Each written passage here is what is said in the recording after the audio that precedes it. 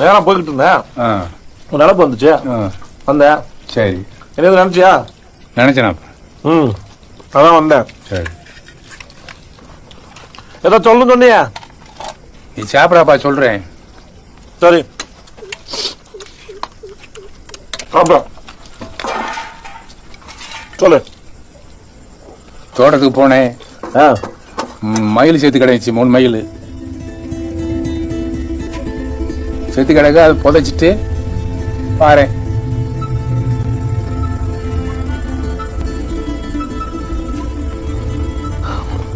பொருந்தா ஒரு நாளைக்கு சாக வேண்டியதானே? ஆமா.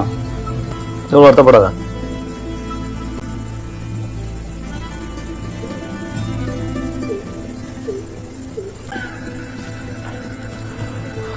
புரிய